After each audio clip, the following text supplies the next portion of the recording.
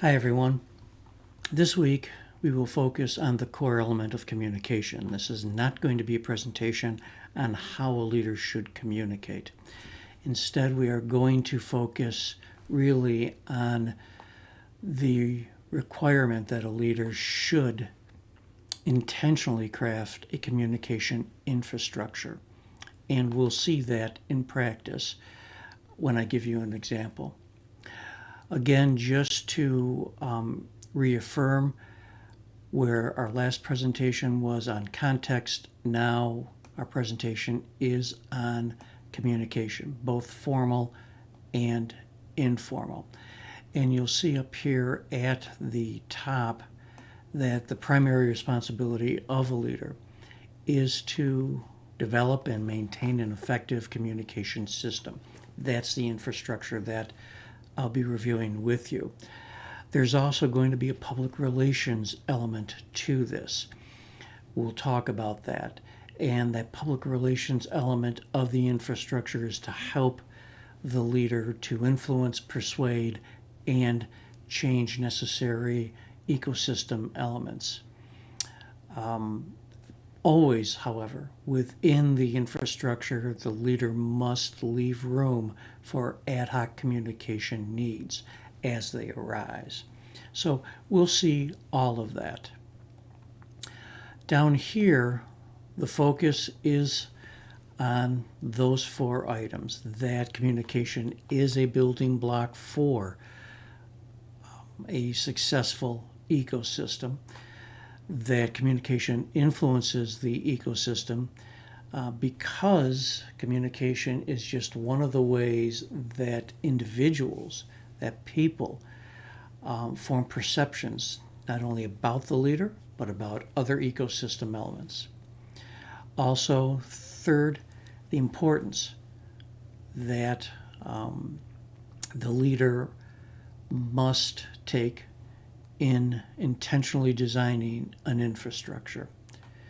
And fourthly, that communication is critical in developing a change competent ecosystem, a change readiness ecosystem. Now, let me begin by just giving you an example. I do work part-time as Director of Administration for Pharma, which is a small pharmaceutical company locally here in Syracuse, about 100 employees. And Pharma makes a human antibiotic, a cephalosporin antibiotic that is used by institutions, hospitals, and the product name is Zerbaxa. And we make it for Merck, and it is sold worldwide. So we are constantly being regulated by the FDA, but also regulatory bodies in other countries that will periodically come and inspect the plant and inspect our documentation and so forth. So our ecosystem is very rigid in that we have to follow standard operating procedures. We have to follow procedures throughout the day. When the pandemic hit, we were kind of ahead of the curve. We knew what we had to do, and what was critical to us was always to keep our employees safe, which is always the case, but to also safeguard the quality of the product. So we were ahead of the curve in implementing, putting in place processes well before the state guidelines came. And we've done a very good job at it. Unfortunately, this past week, we had a vendor enter the facility, do some work. This is a third-party vendor. And later we found out that this particular individual tested positive for the virus. Now, as with any manufacturer, you always will have third-party vendors who bring certain expertise to the workplace that will enter the facility. Now, even though the vendor, we later found out, tested positive, he wore a mask at all times. When he was on the production floor, was gowned up. We knew his whereabouts at all times. We knew exactly who he was interacting with at all times. So we were able to contact trace immediately. We knew all of the touch points. Where did he go for lunch? We even asked ourselves the question and checked video at any point, and it sometimes happened. Did the person take a break, leave the facility, go outdoors, and for rest? So we had all that information. What did our communication infrastructure tell us, though? And what did our values tell us in terms of how to communicate? Well, when we intentionally designed the communication infrastructure, our values of transparency, honesty, integrity, critical values for any organization, helped in formulating the infrastructure. And our communication infrastructure told us that we should be transparent. We should communicate the situation company-wide. But in doing so, inform the employees on how our procedures worked, how well they worked, how we were able to immediately contact trace, and then take the next steps in terms of safeguarding the workplace, safeguarding our employees. Those folks that had contact with the individual were immediately placed on quarantine and were immediately told to take a test and then to provide us with their test results. And locally, that usually takes about 5 days, sometimes a little bit sooner. So the infrastructure, the communication infrastructure that we had completed, that we had in place with key values influencing that infrastructure, told us what we had to do. There were a couple of leaders who said, we shouldn't say anything. We don't want to have people panic. That wasn't our infrastructure. So our infrastructure also told us we would send out email blasts, which we did. Functional leaders would meet with their groups in small sessions and virtually where possible to inform them of what had happened. And we also communicated what we were going to do with that third-party vendor group, because we basically shut them out of our facility and told them, stop. You cannot come back in. There were other technicians that they had on a premises. So we looked at our guidelines and said, okay, for you to come back, we need new technicians. You need to provide us with certification that these individuals are free of the virus. And of course, we gave more specifics. So all of that, too, was communicated to our employees. So when I talk about communication infrastructure, I'm talking about processes and systems that are influenced by key core values that tell a leader how and what to communicate. So I think that's a great example to help put in perspective what this particular core element is about. So let's take a look at the lecture notes. Communication is a building block to a successful ecosystem. And some very basics here. We can take a look and we can see communication promotes motivation, or at least it should. And one thing I want to say about motivation, and I once worked for a leader who I respected, and he always said, Phil, a leader really cannot motivate someone. You want to hire someone who is self-motivated and just get out of their way. And there's a lot of truth to that. But communication can promote motivation. And it does so by informing and clarifying to the employee about the task at hand. It promotes motivation by communicating the manner in which they are performing the task, and maybe they're performing it in a great way or maybe not so great, and what changes should be made, and how to improve their performance. And you'll see the word teach, very important. Communication is also a source of information that can help organizational members in the decision-making process. And falling back on my example here at Stera Pharma regarding the third-party vendor that tested positive for COVID, again, that communication source of information, not so much in terms of decision-making, but in terms of reaffirming our values and reaffirming that our processes and systems, our SOPs, do in fact work and safeguard our employees, the workplace, and the quality of our product.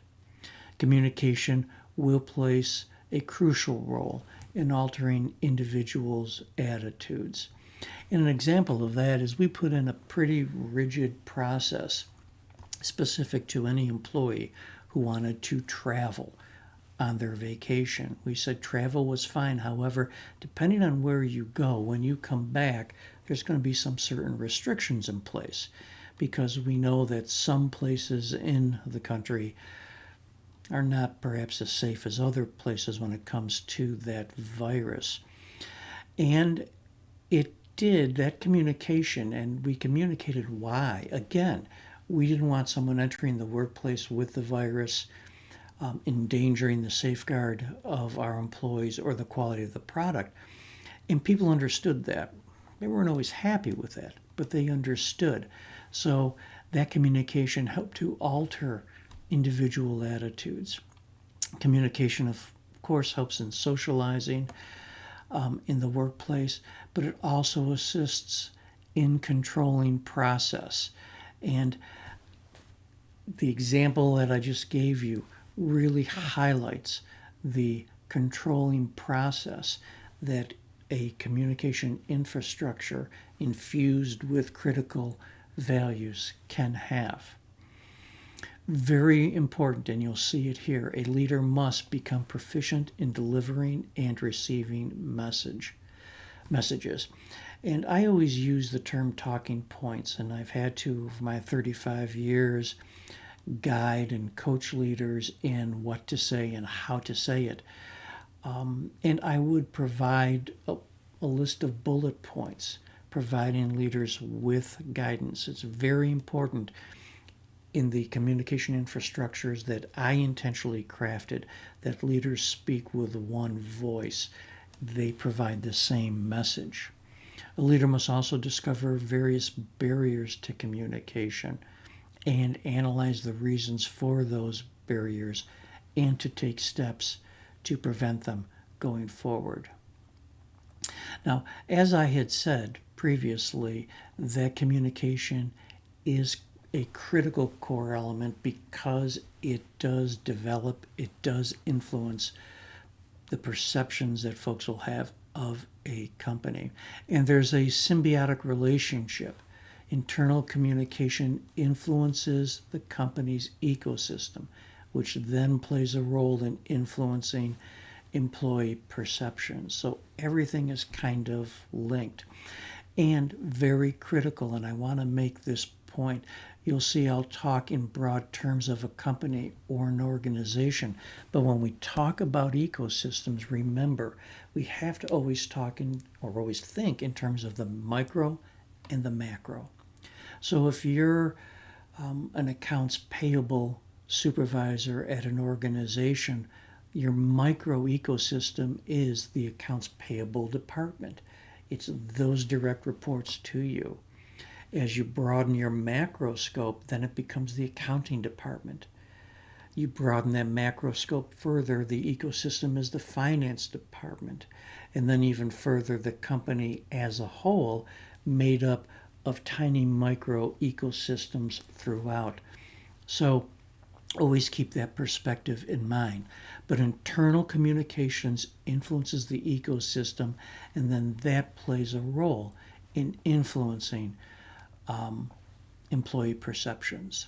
So you have many influences, right? You have company communiques, you have press releases, you have job postings, you have ads that a company will run, you have the website, and all of those are part of the infrastructure.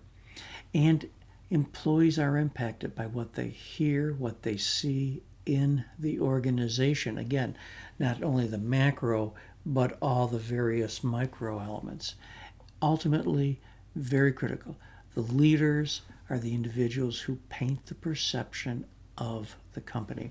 One thing to always remember, employees are always watching the leader.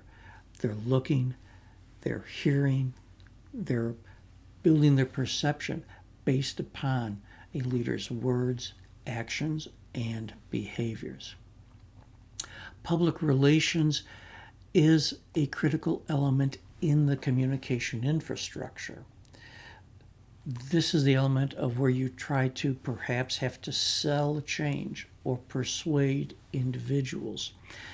And if you remember back to your undergrad work with John Kotter and his change model, one of the things that Kotter says in his program is to actually build or craft minor successes along the way. That's kind of public relations. People see the successes and they continue to invest in the change instead of being resistant to it.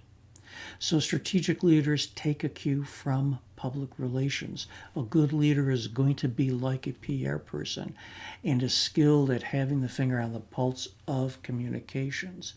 Now, this doesn't mean when I say PR that that's BS. A leader has to always be authentic and honest. So from a PR perspective, when we're crafting that communication infrastructure, have to keep an ear open for rumors or any nagging displeasure that is expressed by individuals. You also have to identify people who do not fit. When you craft a communique, you tend to craft it, and rightly so, to the vast majority, to the 80% of individuals, knowing that you may not be able to persuade or influence the 20%. Review that communique. See how you can tweak it to try to at least hit some of the 20%. And instead of 80-20, see if you can get to 90-10. Here is a great example of how corporate vision can use expertise to tailor a message to influence and persuade. And you're going to see a lot of influences here on employee perception, collaboration, how employees will view a leader, how a leader supports employees, the employee-manager relationship, the manager's ability to motivate or demotivate, work utility, the task at hand. Is it meaningful to the employee? Development, pressure, recognition, trust, autonomy. Always remember, when you're building a job, you should provide that job with a certain level of authority within its training, within its skill base. Goal clarity and feedback, and there are countless others. All of these bubbles, these aspects, greatly influence employee perception. So as you're building your communication infrastructure, you look at some of these areas to see how it will influence the infrastructure and how you incorporate those into the communication infrastructure. The other thing to look at here is when you look at some of these aspects, many of these can be corporate values: trust, collaboration, autonomy, development, recognition, feedback, a lot of these can be values within the vision.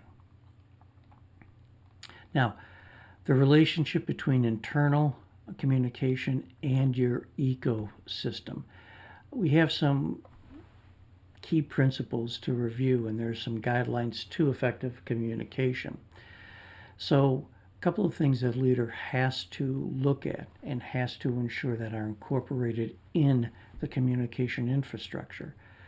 What is the message and the delivery of the message? So, how you deliver it must provide a positive ecosystem response. And more is always better. Employees should be kept in the loop. So what's important is, and I've always said this, more communication and more communication is better than no communication or lesser and lesser communication. So besides the message itself, besides how you deliver it, more is better. So the question you may ask is, now that we've communicated to our employees about the positive COVID test of the third-party vendor, and our message was clear, and our delivery was varied, what about more is better? Will we go back and communicate it again? Well, we're going to be talking about that this coming week and following up on the communication to again reaffirm how what we put in place worked. So don't afraid to over communicate. Involve employees. Give others the opportunity to contribute to development of policies and practices specific to communication. And before we drafted the communique, we did reach out to several managers to talk about what is it that is important to your functional group that we should mention in this communique. Our communique on the third-party vendor testing positive for COVID is going to be macro organizational. When we spoke to individual managers, what certain points do you want us to bring out that reflect your function? So we brought in other folks. They helped us in the drafting of the communique. And look at employees differently. All employees should be valued as ambassadors of the company. Very important. We wanted folks to go home and tell their family, well, here's what happened at work today, but here's how the company protected me. And that's important, especially when you're trying to perhaps retain folks, but also recruit other folks. So you need to look at individuals as valued ambassadors of the company. The message that you give them, the delivery of that message is important. And we have a couple of other things. With effective communication, employees can be guided to match steps with the corporate ecosystem. But look at this, effective communication is the process of telling your story, context. So last week was all about a historical perspective. This incident with the third-party vendor testing COVID is going to be added to that history, is going to be added to our context. It's a story that we will tell over and over again. It's a story that could also be important if, God forbid, another pandemic arises. So these communiques just build upon history. And great leaders are intentional about designing a desired internal communication infrastructure. And what does that infrastructure look like? Well, it looks something like this, and this is kind of crazy in the design, but it accurately reflects graphically an infrastructure. Here you have your network of individuals, different positions, different functions, different groups. You have to look at communication behaviors, strategies, processes, policies, and then you have to look at channels. how you're going to get the message out. Here is your communication infrastructure in a summary. You want to start by thinking about goals, roles, processes, and communication channels. Definitely, you also want to think about your values. That will come into play here.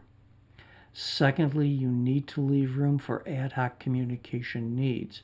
In other words, even though you build a robust internal communication infrastructure, the leader needs to have the flexibility to, on occasion, go off the infrastructure to quickly be able to communicate something.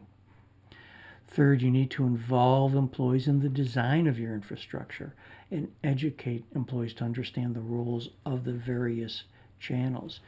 This should be part of the onboarding process. In other words, with a new employee, you should educate them in how certain things will be communicated to them, and design your infrastructure with communication goals in mind. Very, very critical. You'll see some infrastructure communication, emphasis on feedback, emphasis on sharing bad news and not wasting mistakes. So the communication infrastructure isn't always about positive things. Sometimes there's going to be some negative things.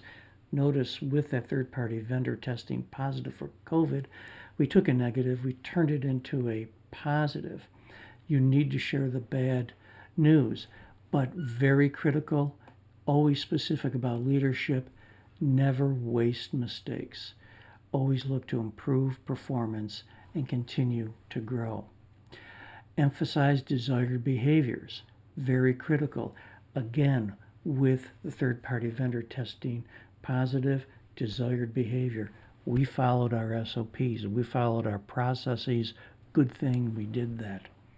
But also ensure that the approach is agile, easily changed when necessary. And that gets back to the ad hoc approach. Last, we have to talk about focus the communication infrastructure in such a way that it is change competent, that there is a change readiness.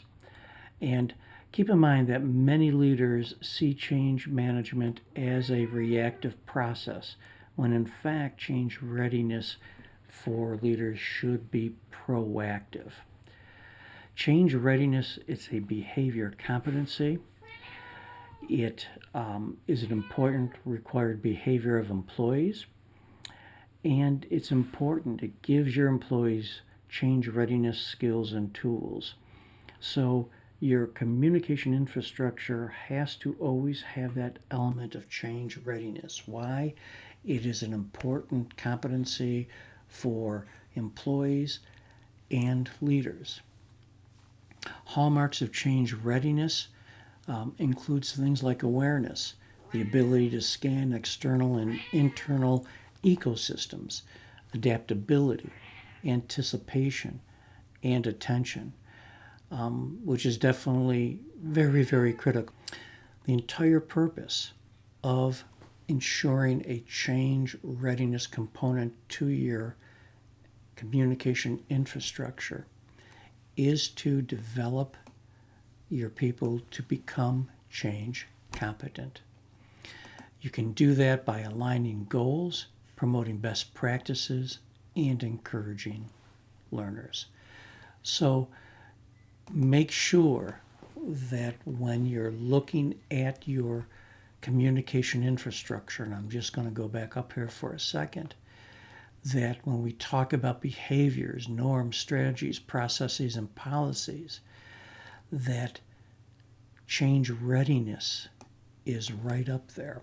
Why? Because disruption is the name of the game these days. If you're not a disruptor, then you're probably not going to survive. Disruption and chaos is all over. So let's summarize by great leaders. Great leaders understand the criticality of communication and its role in the ecosystem. Great leaders take a public relations approach. in developing employee perceptions of the company. Great leaders intentionally construct a communication infrastructure. That's key. Go back to that diagram.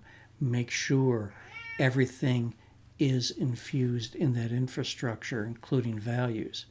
And great leaders understand that effective communications are required for change readiness. So, great leaders know those four things. They intentionally construct a communication infrastructure. And by doing so, it becomes almost second nature in how you communicate to your employees. Hopefully you found this presentation helpful. If you have any questions, of course, you can email me. And have a great day and be safe always. Thank you.